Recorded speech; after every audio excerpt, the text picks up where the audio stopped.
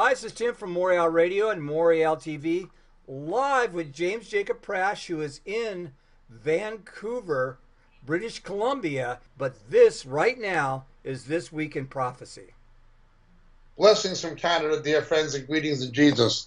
Hope you can watch us later with John Haller. In the meanwhile, This Week in Prophecy, and quite a week it has been. Quite a week indeed. At Georgetown University, a Jesuit institution in the United States, along with Notre Dame, one of the two most prominent Roman Catholic institutions of higher learning in the United States, we have the Saudi-funded Al-Wad bin Talal Center for Muslim and Christian Understanding. Now, right away, show me a Center for Christian Muslim Understanding in Saudi Arabia. They can't. It wouldn't be allowed. Right off the bat, it's completely hypocritical, and this Jesuit institution is, of course, party to it. At this Jesuit institution, we have a professor, Jonathan Brown. Jonathan Brown, however, is the son-in-law of the Saeed al-Aryan, a convicted terrorist. And he is a spokesman and advocate for this center funded from Saudi Arabia, the Al-Wad bin Talal Center for Muslim and Christian Understanding. They want Christians to understand what Muslims are saying. They don't want Muslims to understand the message of Jesus. I want to welcome you all to a very special program. Many of you already know our speaker. You've also should all have a biography of our speaker. But as is obvious, if you just go up on the internet, you can find out almost everything you want to know or hear many of his talks. You can find those on the internet as well. Muhammad Tahir al-Qudri is a very well-known scholar, not only in Pakistan, but throughout the Muslim world, and increasingly in recent years in the West. He's had a very distinguished career studying both law and Islamic studies, was a professor and head of the department at the Punjab University, and is the founder of Minhaj al-Quran. He is a prolific author. We were just talking. He has some 450 books published out of 1,000 that he's finished. And so I'm hoping after this to convince him to put my name on some of those books so we can be co-authors. Since he's already written them, it sounds pretty good to me. In any case, but as many of you know, he, as it were, shot to even more international prominence with a major fatwa that he gave, running to something like 600 pages, addressing some of the key issues that we obviously face today internationally, in particular the issue of extremism and terrorism and its relationship or lack of relationship to Islam. What we propose to do today is to have a talk and then to have a question period. When it's time for questions, if you would go to the microphone and please identify yourself, and then you can ask a question. Questions are preferred to long statements because it's basically his party and not yours. So for those of you who want to say something, let's try to keep it brief so that we can benefit as much as we can from having this distinguished scholar and religious leader with us. Please.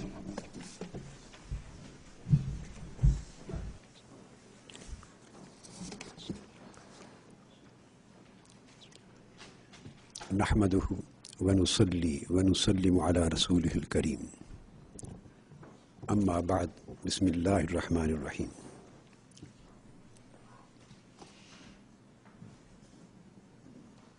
Respectable audience,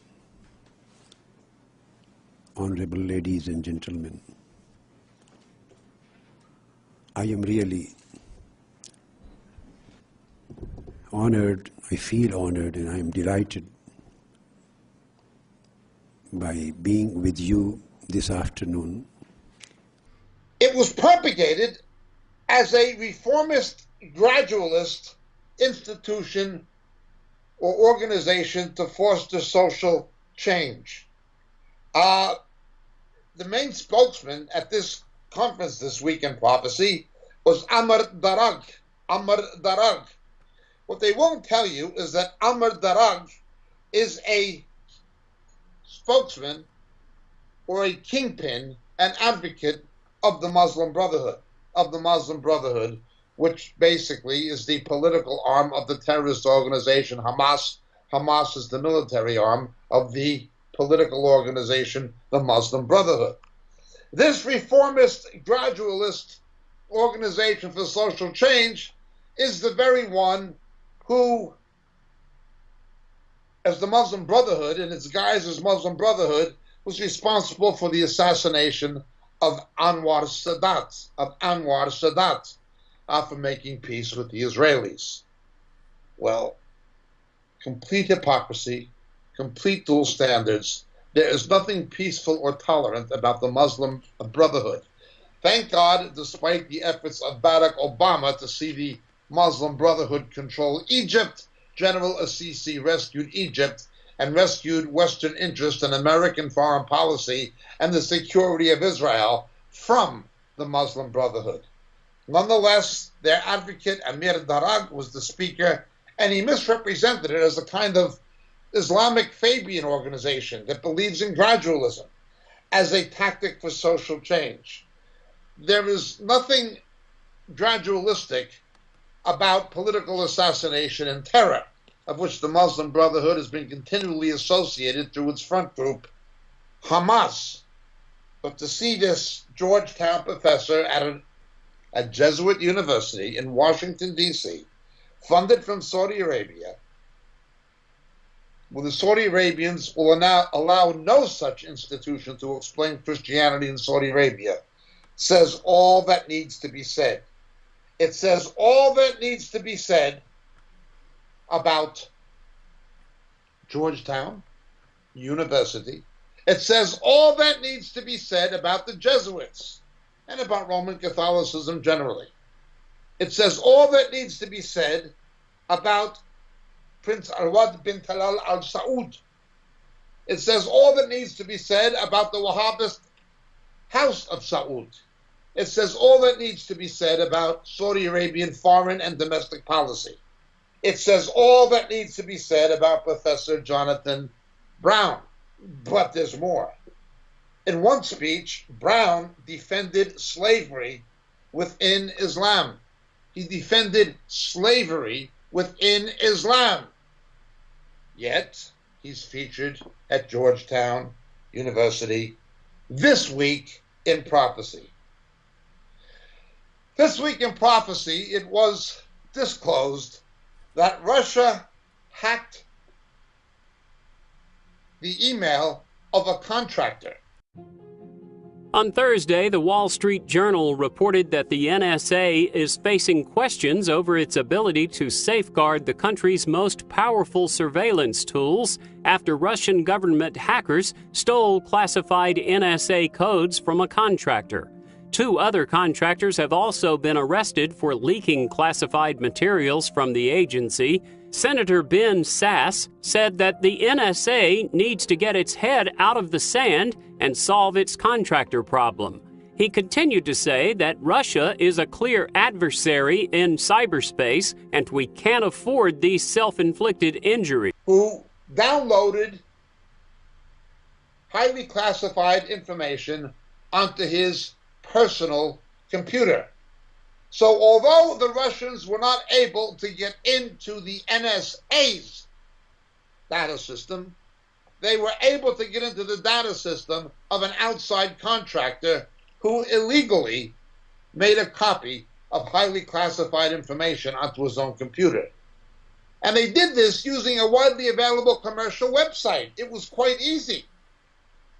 The information that was hacked by the Russians, however, was information showing how the NSA gets into secure Russian systems. This has resulted in obfuscating the intelligence capacity of the NSA to get into foreign intelligence systems databases and it has obviously resulted in a major national security breach for the United States in terms of cybersecurity. We don't have that same guaranteed access anymore. Not only that, but it shows them how to access us because of one person. His name is not released. We don't know if he's being prosecuted, but we see the real intentions of Mr. Putin and what is going on. And we see that the Cold War has not ended in the thinking of the American intelligence community or of the Russians. In fact, it is being revived this week in prophecy. This week in prophecy, there had been an Islamic terror attack in Edmonton, here in Canada. Carnage on the streets of Canada overnight after the stabbing of a police officer in a high-speed chase that left several people injured. Yeah, the attack now being investigated as an act of terror after police found an ISIS flag on scene. Yeah, in the car apparently. Ellison Barber is live in Washington, D.C. with the very latest on this. Ellison, what are you hearing? That's right. The one thing that really suggests terrorism here, according to police, is an ISIS flag found at the first scene. The attack allegedly started outside of a Canadian football game Saturday night. The Edmonton Eskimos were playing, and police say an officer was standing in front of a traffic barricade when a Chevy Malibu came speeding down the road, hitting the officer and sending him flying in the air. Here's the Edmonton police chief earlier today. A male, believed to be 30 years old, then jumped out of his vehicle and viciously attacked the Edmonton Police Service member with a knife. A struggle then ensued, during which the male suspect stabbed the officer several times before fleeing the scene on foot, northbound, down 92nd Street. Because of the officer's injuries, he was transported to hospital. The officer was taken to a hospital, as you heard him say there, and police say they sent out an alert to other officers with the name of the person that Chevy Malibu was registered to. Later that night, Edmonton police say officers were working at a traffic checkpoint. They stopped a U-Haul and asked for ID. The officer recognized the name as being very similar to the registered owner of the Chevy Malibu. The U-Haul truck immediately fled the scene and was pursued by police officers towards downtown Edmonton. Throughout the chase, the truck deliberately attempted to hit pedestrians in crosswalks. The suspect hit at least 4 people. Police say the 2 attacks are related and now being investigated as terrorism. According to the Edmonton police chief, they found one piece of evidence in the front seat of the Chevy Malibu, an ISIS flag. They say the driver is known to police. He's a 30-year-old man. Right now, according to the chief, they believe he acted alone, but at this point aren't ruling others out. The police officer stabbed is expected to survive. The condition of the injured pedestrian, those at least 4 who were hit by the U-Haul, is unknown. Abby, Pete, Todd. All right, Ellison, you'll keep a close eye on this one. Thank you so much. Thank you, Ellison. Thanks, Ellison. Another Islamic terrorist attack.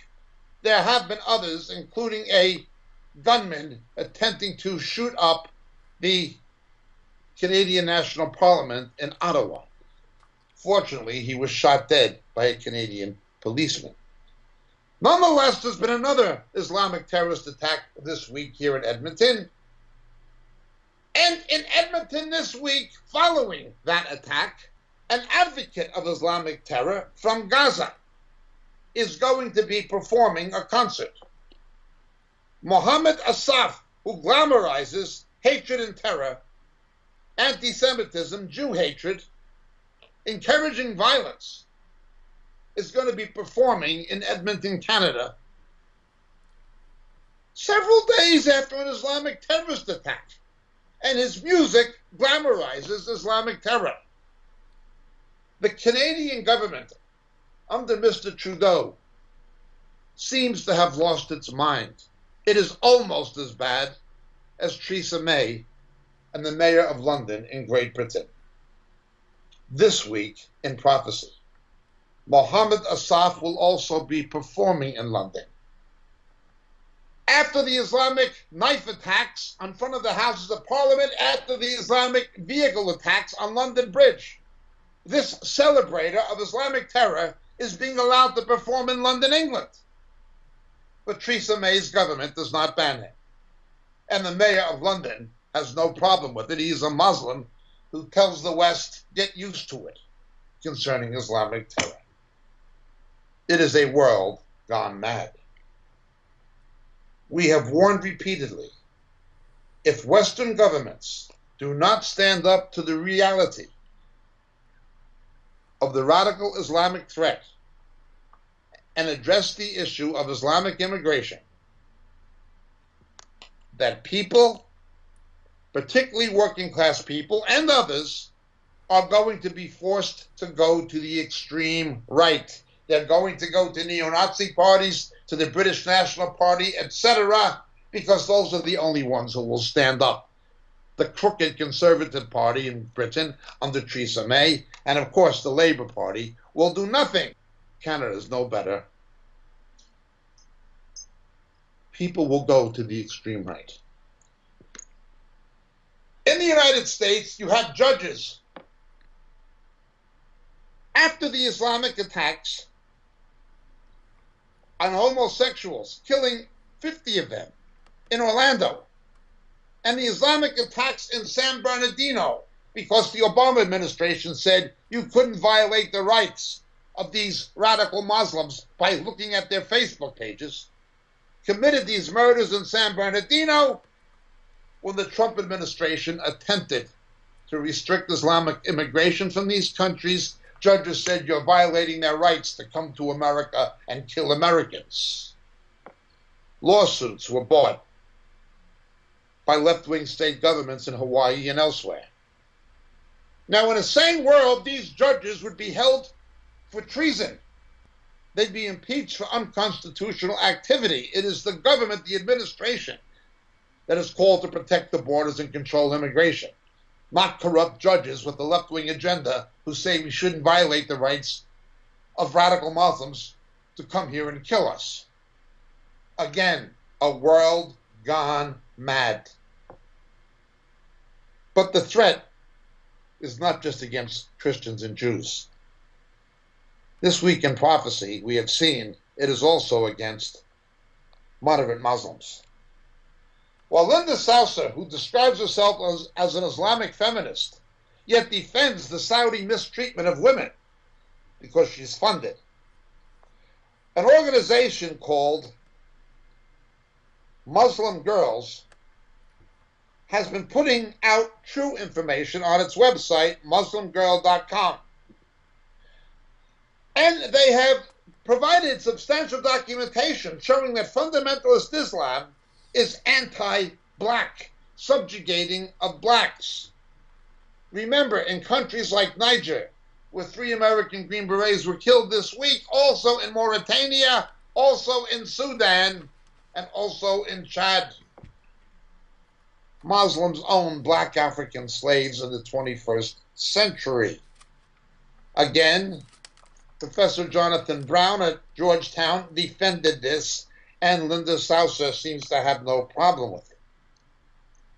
But the Islamic Society of North America has published statements that if a right-wing organization published them would have been denounced as racist, and rightly so. Imam Siraj Wahaj said no blacks were allowed at this conference to speak. They advocate the subjugation of blacks. And they are outspokenly anti-homosexual. Now, I don't agree with homosexuality. Sorry. I do not agree with homosexuality. But these people are against homosexuals personally, yet the left says nothing about this organization, the Islamic Society of North America, or Linda's. Not only that, but Siraj Wahaj was a witness in the trial of the blind sheikh, responsible for the original terrorist attacks in New York in 1996 on the World Trade Center that were the precursor of September 11th, that the Clinton and Bush administrations allowed to happen by refusing to crack down on Islamic terror after we had the first warning. Bush did this, of course, because his administration was owned and operated by the Saudi Arabians. Clinton, of course, was funded from the Persian Gulf. And if the multiple accounts are to be believed, and there's no evidence that they're not true, the evidence supports they are true, Osama bin Laden was offered to the American government by the government of Sudan, and Clinton turned the deal down, allowing September 11th to happen. Nonetheless, let's continue. This week in prophecy. It is amazing how MuslimGirl.com and other moderate Muslims, with whom we have no contention, are telling the truth about radical Islam, yet the left will say nothing about radical Islam. In fact, they will attack those who do. But we've seen it this week in prophecy in Georgetown University, and we've seen it this week in prophecy with the Islamic Society of North America. We've seen it this week in prophecy again in London with Theresa May's government, and we've seen it this week in prophecy in Canada with Trudeau's government. We again emphasize our argument is not against moderate Muslims who want to live peaceably in the West. Our argument is against the apologists for radical Islam, like at Georgetown University with Professor Jonathan Brown and with Linda Saucer, and with the hypocrisy of the mainstream media like CNN, the BBC, the New York Times, the Washington Post, and the network news organizations for saying nothing. Our argument is also with Western governments, from the Bush administration to the Clinton administration to the Obama administration to the Trudeau government in Canada to Theresa May and David Cameron's regimes in Britain and Canada. It's the same old story. But we see it coming into full focus and play once more this week in prophecy. The true colors of the Church of England have once again been publicly displayed in England, in London, the center of London. St. Andrew's, Holborn, had a satanic fashion show. It was reported Fright Night, models made up like skeletons and vampires don nightmare-inspired outfits as they take to the catwalk for London Fashion Week. Dilara Findikoglu, I think is how you pronounce it, pushed the boundaries with her hair-raising designs at London Fashion Week. Her bizarre range of clothing on the runway in a Catholic church, St. Andrew's, had satanic influence with a punk rock twist. Models wore horns, capes, and latex. And I mean, you look at this and it is out of control, guys. We've been talking about trying to normalize Satanism for a long time, right? But this is just a whole new level. We saw the Gothard Tunnel ceremonies last summer, and that was pretty blatant, but this is a whole new level, folks. Check this out. You have the Tim Burton look here, the Nightmare Before Christmas style, and then I'll get into the background here in a minute. Here we have a sigil, literally, on the forehead, which the Vigilant Citizen pointed out as the sigil of Lucifer, or the seal of Satan. And then, I mean, come on, guys. Like, seriously, how is this even, like, not, I don't know. I don't get how people don't see how blatant this is becoming. Okay, so here you have a vampire-style, heavy-set Dracula look-alike with a mark on the forehead.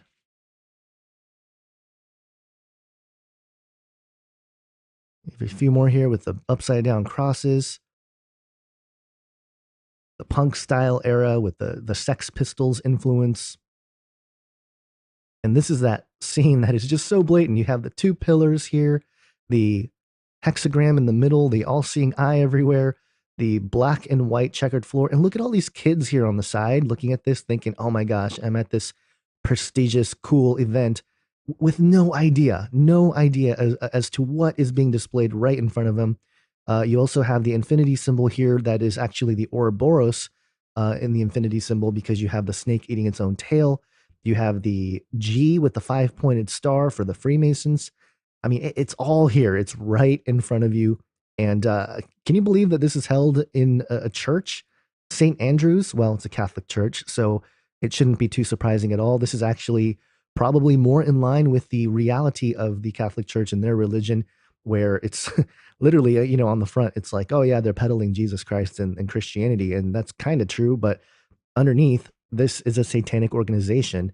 The spirit of Antichrist has always been with the Catholic Church and the Vatican and the papacy especially.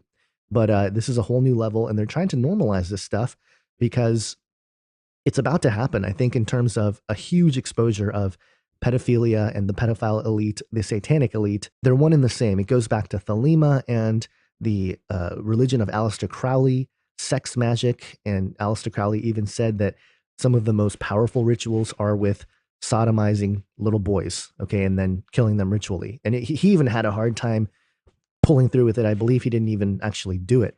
So this is just blatantly in your face, guys. Here we have another one. I mean, come on, folks. You have the red, the scarlet red, which is a very important symbol in satanic worship. According to Thelemapedia, Babylon is referred to as the Scarlet Woman, the Great Mother, the Mother of Abominations, the Scarlet Whore, right? And she represents chaos, okay? And again, it's tied to Aleister Crowley. I mean, this is just in your face, blatant. And then you have the pentagram 5-pointed star painted on her face. I mean, it doesn't get more blatant than that. Here she is again.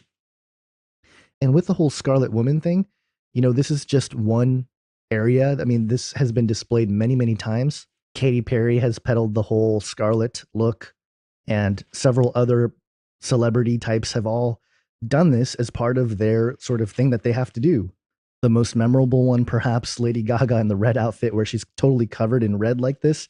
This is a reference to the Thelemic Scarlet Woman of Babylon, the Whore of Babylon.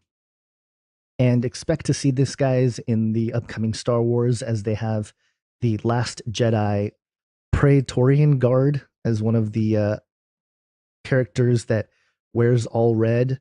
And there's a few of them actually coming out that's, really being prominent here. Another dual elite Praetorian Guard action figure here, just outlining what we're about to see. More of the same stuff as what is being portrayed here, pushed out to the kids. So this is just a little glimpse of what's to come, even more than what we've already seen. Here's another one with, obviously, the all-seeing eye on one eye. It's pretty obvious and blatant, folks, where they're trying to take us. Not everyone's going to buy into this, but the people that are, those are the ones that are going to take the mark, that are going to worship the dragon, all the things that we've been talking about and warning about for years. Here's another one that's pretty disturbing here. I mean, come on, folks. You got the little horns, and we talked about the horns, right? Satanism going mainstream. And here you go, another one, the red, again, the Scarlet Red Woman, this time with the larger horns. And this is just depravity. There's no other way to really describe this. I don't understand how this is art. This is just a crazy costume party that's getting a little too out of hand here. Here's another one with a single eye and, just the rebellious attitude, the mohawk, cool, punk rock vibe. So there you have it. I mean, it is so blatantly obvious now that it's quite sad that this kind of stuff is being peddled within a Catholic church in London. And this is no surprise, as the Vatican has always been part of the Antichrist spirit and really the satanic infiltration, to the point where they're really literally outwardly satanic now. And I just think it's crazy how deep the deception goes and how they're trying to normalize this sort of thinking. Because again, I think what we're going to see is a lot of people in governments and institutions and everything else, even more people than you would imagine, start getting busted for pedophilia and, having satanic rituals and satanic ritual abuse and things like that. It's going to become even more widely known, and it's going to split people really down the middle, the wheat and the tares, right? It's going to become very, very obvious. And so I hope you guys share this with friends and family. This is being pushed out there, guys. This is like the future of fashion or whatever. It's not just, random stuff happening. They're allowing this kind of stuff to happen, and they're pushing it out there more and more. It's in your face. It's blatant. And the church needs to wake up to it, because right now the church doesn't have really an answer to this stuff. They just, ignore it or whatever. They just call it expression, or who knows. But We need to wake up. We need to realize what's going on. The wardrobes on display were the designs of the Turkish designer Dilara Findikoglu. Now, why weren't they displayed in Erdogan's Turkey, a Sharia government, or even the Turkish government, which is going in the direction of Sharia, wouldn't allow it because it's openly satanic. But the Church of England did this week in prophecy, and quite a show it was. They had a transvestite in satanic drag. The apse of the church was decorated with satanic symbolism, pentagrams, goats' heads, and other demonic imagery. It was a tribute to Satanism at St. Andrew's, Holborn, Church of England. You know, as in St. Andrew's, Chorleywood, as in Holy Trinity, Brompton. How can anybody who is a saved Christian remain part of a church that is a part of that wicked, evil denomination? For decades now, decades, St. James Piccadilly in the center of London has been a haunt of demons. But now you have an open combination of homosexuality and Satanism being glorified in a Church of England. No, this is not the Church of England of William Tyndale. This is not the Church of England of the Oxford Martyrs, of Ridley, Latimer, or Hooper. This is not the Church of England of J.C. Ryle, but it is the Church of England of Sandy Miller. It is the Church of England of the Alpha Course. It is the Church of England of Nicky Gumbel and of the other so-called Anglican believers who are compromising with something that is openly satanic. Just as they kept their mouths shut about the first homosexual and lesbian clergy celebration in Southwark Cathedral when George Carey, a former evangelical, was Archbishop of Canterbury. How can any saved Christian be a part of the Church of England? I do not know.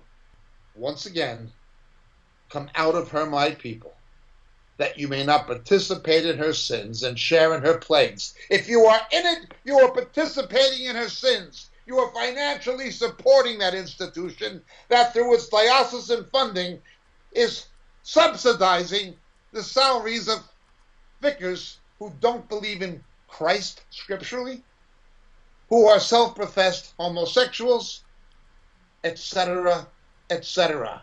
If you don't agree with it, why are you picking up the bill for it? But they don't care. The whole synod is a compromised system of hypocrisy. Good God Almighty. Transvestite satanic drag. The purpose of this fashion show in the church was, quote-unquote, a tribute to Satan. The left devours itself. Harvey Weinstein, the left-wing film producer. Congressional Democrats are backing away from one of their big donors, Hollywood heavyweight Harvey Weinstein, as new details emerge over allegations of sexual harassment by the Hollywood producer. Correspondent Anita Vogel reports from Los Angeles. He's the man behind some of Hollywood's biggest hits. Shakespeare! And his money has been behind some of the country's top Democratic politicians. Now, those on the left are scrambling to distance themselves from mega producer Harvey Weinstein after the prominent Democratic donor was accused of sexually harassing employees and well-known actresses over decades. Many Democrats who've received this money consider it tainted money, and for obvious reasons. Over the years, Weinstein has cozied up to the likes of Hillary Clinton and Barack Obama, giving more than $70,000 to Obama's 2012 campaign and victory fund, according to OpenSecrets.org, while Clinton and the Hillary Victory Fund received more than $35 grand. Political analysts say it's not possible to vet every single donation, but with this revelation, the ball is now in in their court. Regardless of what she knew and what she knew when, she has two routes. She can do nothing, or she can do something with the equivalent amount of money that Harvey Weinstein had given her. Top Democratic senators like possible 2020 White House contender Elizabeth Warren, as well as Patrick Leahy and Richard Blumenthal, already announced they would donate the money Weinstein gave them to charity. Shuttling that money away, getting rid of it, getting it off their books is going to be something that, from a political standpoint, is going to be beneficial to them. Last night, famed director and fellow Democratic donor Steven Spielberg tried to duck the controversy. I have a lot of opinions about that, but not for this event tonight. For his part, Weinstein says he came of age in the 60s and 70s when the culture in the workplace was different. In a statement, he says, quote, "I have since learned it's not an excuse in the office or out of it to anyone." And today, the Democratic National Committee says it condemns all forms of sexual harassment and will donate more than $30,000 in contributions it's received from Weinstein to women's charities. Brett? Anita, thank you. Has been disclosed to have made 8 out-of-court settlements for sexual harassment.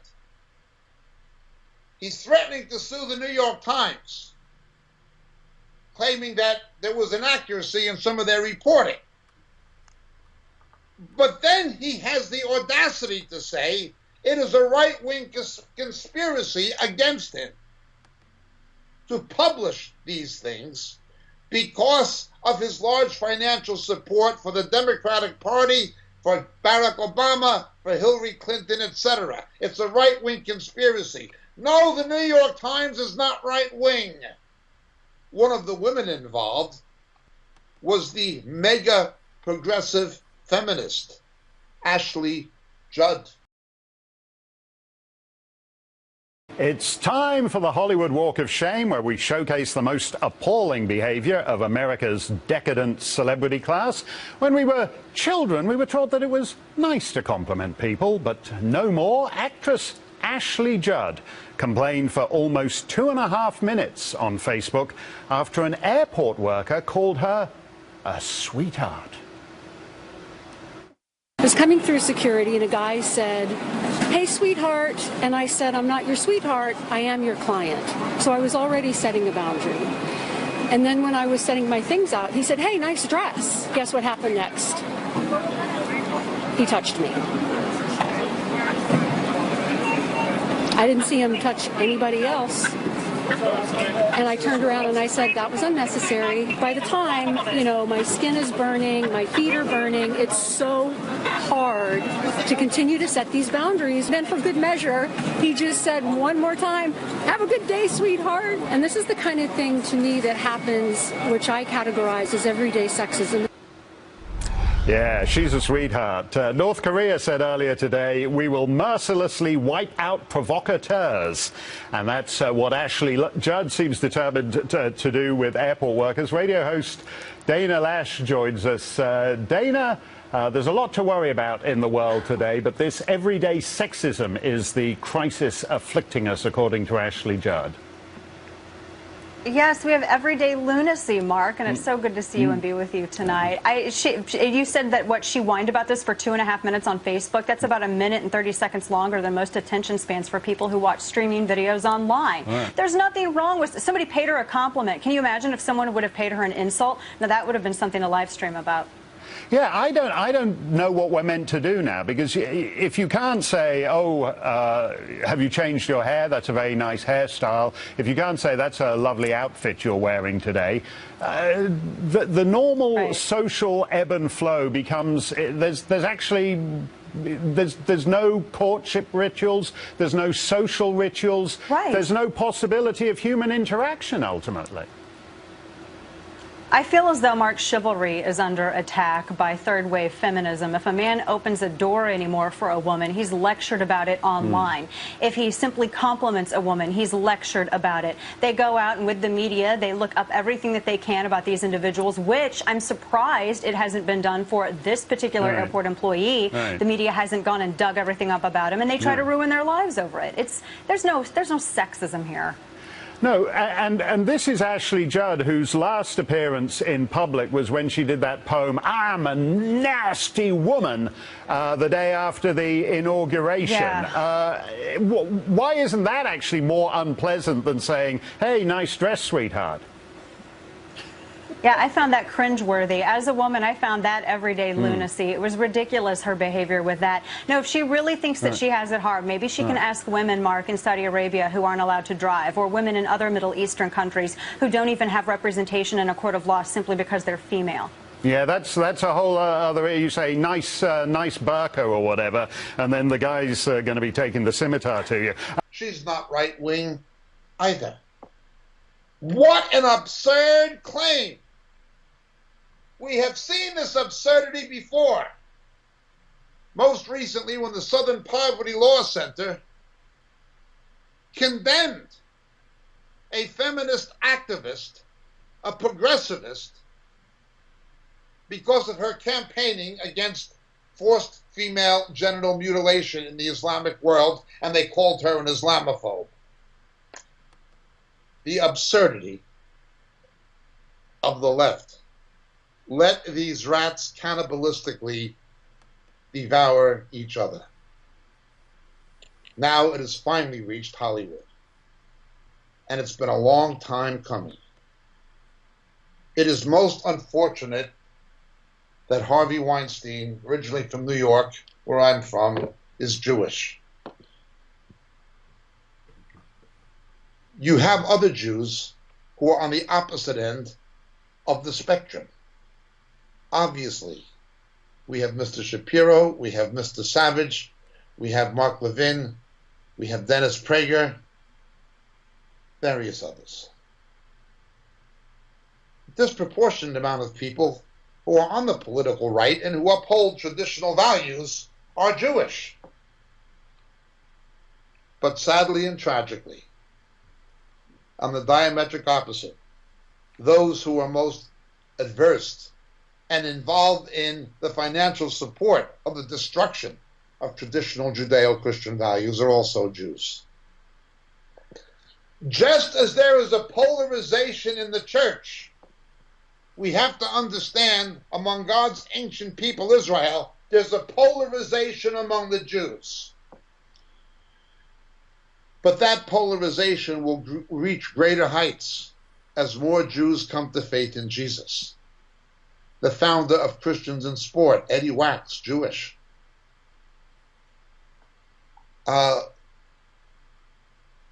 Louis Sheldon, who defends the rights of heterosexuals against homosexual militancy in San Francisco, Jewish.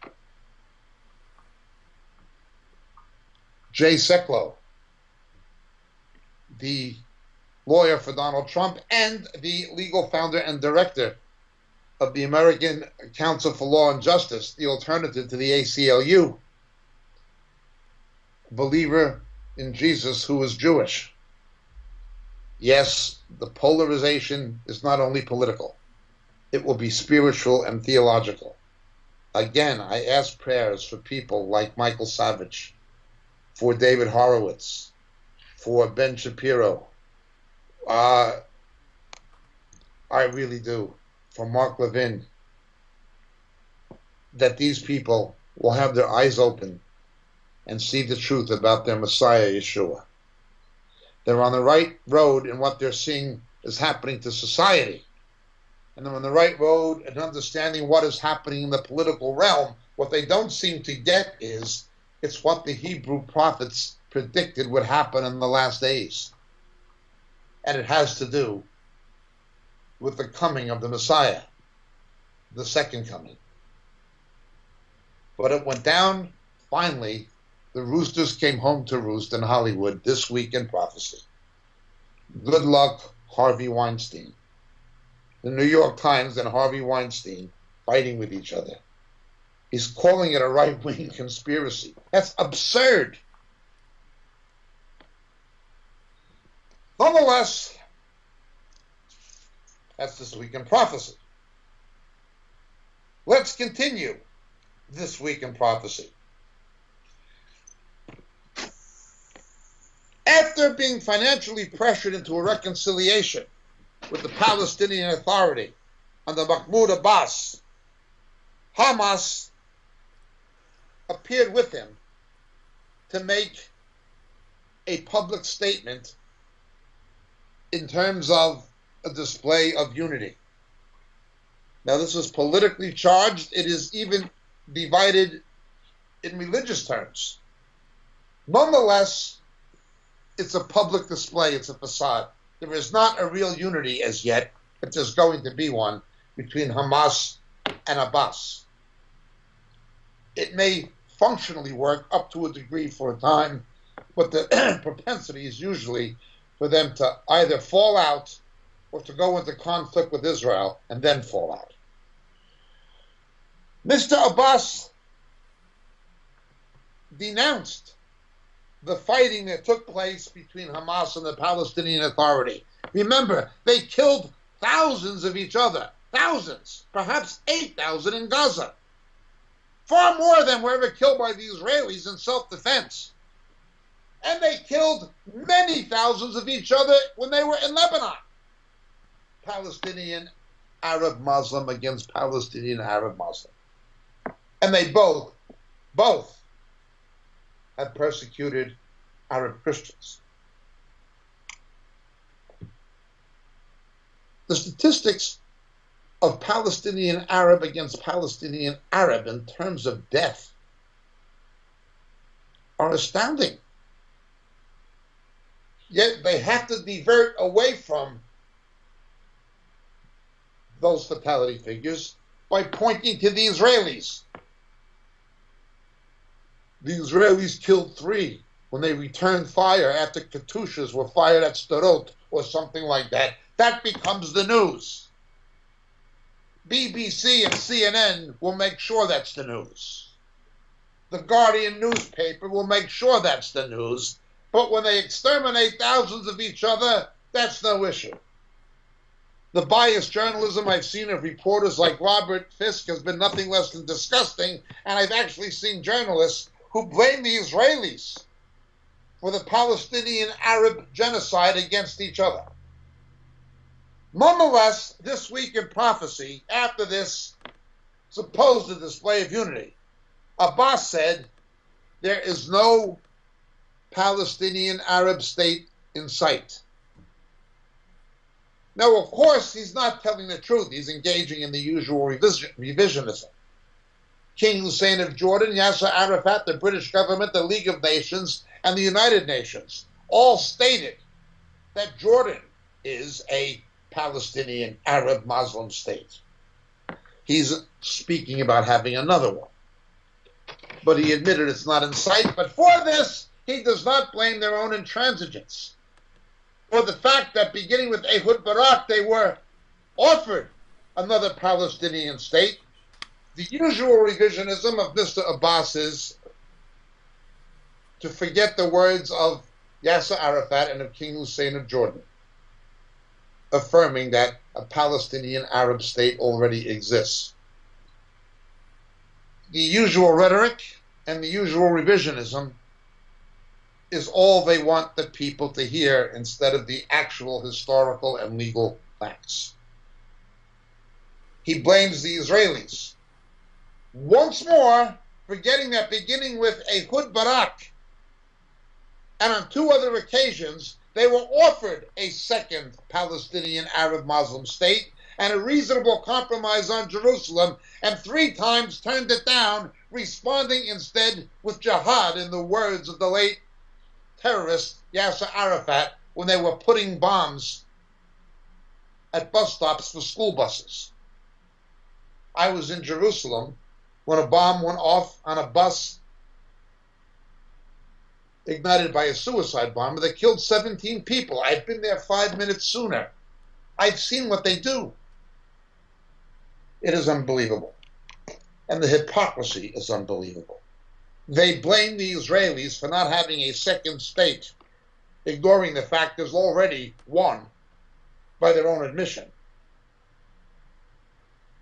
And expect the world, not just their own people, to ignore the fact that they turned one down 3 times in exchange for peace. This week in prophecy. The main news this week in prophecy, however, concerns the Iran agreement. The world has been diverted because of the shooting in Las Vegas, which we've already addressed. The hypocrisy of the media in handling this has again been ridiculously hypocritical. It's certainly been the hypocritical propaganda of the progressivists and the political left wing, that is the Democratic Party. The fact of the matter is, it is Barack Obama who has blood on his hands. It was the Barack Obama administration and the Eric Holder Justice Department who authorized as legal, the sale of bumper stock. These mechanisms that allow a semi-automatic weapon to fire as if they were an automatic weapon. That was Barack Obama's administration who declared this legal. It was not conservatives or Second Amendment rights activists. It was not the NRA. It was none of those people. It was Barack Obama who did it. He's the one with blood on his hands. But instead of talking to Eric Holder and Barack Obama or Loretta Lynch, as it was their administration who allowed these, they're again targeting the NRA, who doesn't approve or agree with bumper stop mechanisms. Unbelievable. And CNN just lies. MSNBC just lies. New York Times just lies. No wonder their circulation and viewership is always going down. Anybody who listens to a proven liar is either a liar themselves looking for lies to tell, or they're just an idiot. Barack Obama has blood on his hands over what happened in Las Vegas.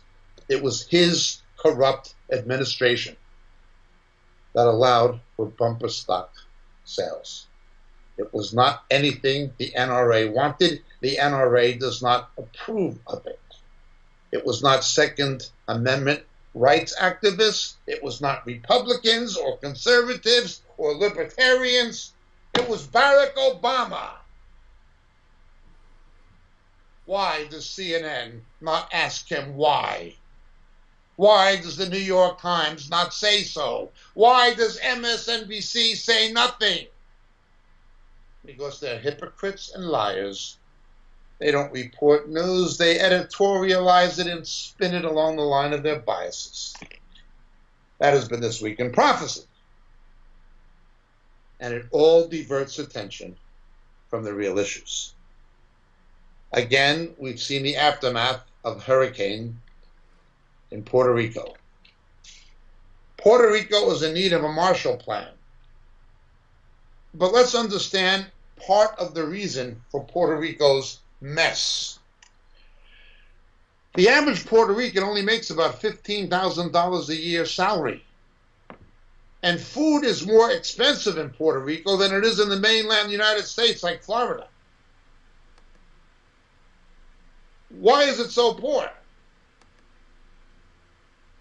Well, it's an island. Things have to be imported. Hawaii is an island, and everything in Hawaii, except for pineapple and sugar, comes from California or from Japan. It's the way it is. But if you think Puerto Rico is poor, don't look at Puerto Rico's neighbors like Cuba or the Dominican Republic or Haiti. Then you'll see what poor really is. As unfortunate as things are in Puerto Rico, it's not nearly as bad as it would be if it was not American. And most of the people in Puerto Rico realize this. Now, there is a problem there, and even before the horrific effects of the hurricane, even prior to that, it was in very serious economic trouble. But how could it not be? Just like Detroit, just like Baltimore, just like Philadelphia, just like St. Louis, San Juan, about the 14th largest American city, has a Democratic mayor. National Security Advisor Mr. McMasters is no friend of Israel. On the contrary, he's hostile to Israel. And although strategically competent, the Secretary of Defense, former General Mattis, is also no great friend of Israel. Either is Mr. Rex Tillerson, the Secretary of State. None of them are. They have establishment Republican leanings. Certainly Mr. Tillerson and McMasters do. But McMasters has pro-Obama leanings. Yes, pro-Obama leanings. He wants President Trump to continue to approve, once again for the second time since being president, the continuation of this unratified agreement with Iran. German business interests and others just want to kick the can down the road, despite the fact that Iranian missile development will threaten Europe. This week in prophecy, Mr. Trump had a meeting with senior military commanders. All of what was said is not really known. But let's understand something. Despite what he said at the UN, and in large part because of the unfortunate toxic influences of McMasters, the Trump administration policies in Syria and Iraq suit Iran very well. Russia is working with Iran and Syria to keep Assad in power. While the Trump administration has been successful in bringing about the almost total destruction of the Barack Obama JV team known as ISIS, this was achieved in part by accommodating agreements with the Putin regime. Putin sustaining Assad in power and bringing in the Iranian military presence into Syria that will inevitably extend into Lebanon with Hezbollah and into northern Iraq. What good is it replacing ISIS with Iran? I pray to God that Mr. Trump fires McMasters and does not once again ratify or approve the continuation of this illegal treaty made by Barack Obama and John Kerry to the detriment of American interests, to the detriment of Israeli interests, to the detriment of the interests of even moderate Islamic countries in the region. But so far, it seems to be McMasters who's had Mr. Obama's policies going into the ear of President Trump. McMasters is not just an establishment Republican, he's an Obama Republican. He's a dangerous, dangerous man. We should pray to God the Lord removes him from the administration and destroys his influence. Not only that, but additionally, the Trump administration did not side with the Kurds in their nationalist ambitions. As I have said for years, the Kurds, the descendants of the ancient Medes, are the only Iraqis we can trust, other than the Christian Iraqis who've been driven out or killed. The Kurds are the only ones. Yet, in placation of Russia and Iran, Mr. Trump has not, in any sense, stood with the Kurds. Afraid of aggravating Turkey? Mr. Erdogan is no friend of America. He's a future enemy. unless he's dealt with. More than that, the Trump administration has sought to broker a peace between Saudi Arabia and the Emirates with Qatar. Qatar is in bed with Iran. Qatar has been supportive of terror. Qatar has been the home base of Al Jazeera. Qatar needs to be destroyed as a regime. Its government needs to be destroyed as a pro-terror regime. Even other Muslim Arabs know it. But McMaster's is on the side of Iranian interests. Once again, I didn't vote for Donald Trump. I voted against Hillary Clinton. That's why I voted for Donald Trump. Although I agreed with him on many things, and I was personally delighted to see somebody who could beat the Republican Party and the Democratic Party. Both of them are co-equally no good. His administration has in many ways been a disappointment. It has not moved the embassy to Jerusalem and giving place to people like McMaster's while getting rid of good people like Sebastian Gork and others is very troubling. His policies have been helpful to the interests of Russia and Assad and Iran. What good is it replacing ISIS with Iran? This leaves the Israelis to stand alone. In the eyes of the Israelis, if Mr. Trump will not eliminate the nuclear threat of North Korea, it means the United States cannot be relied upon to eliminate the coming nuclear threat of Iran, and the Israelis will have to act unilaterally. And they are strategically planning to do so. Again, there's a hope that Mr. Trump's actions will match his words, but unless this obstacle in the form of McMaster's is dealt with, I do not know if that will happen. As we said last week, Mr. Tillerson is no friend of Israel either. Please pray for President Trump and Mr. Pence. Please pray that they will keep their words, that their pronouncements will not be mere rhetoric, that they will realize the truth concerning Kurdistan and the Kurds, concerning Qatar, and concerning Putin. Replacing ISIS with Iran is a bad deal.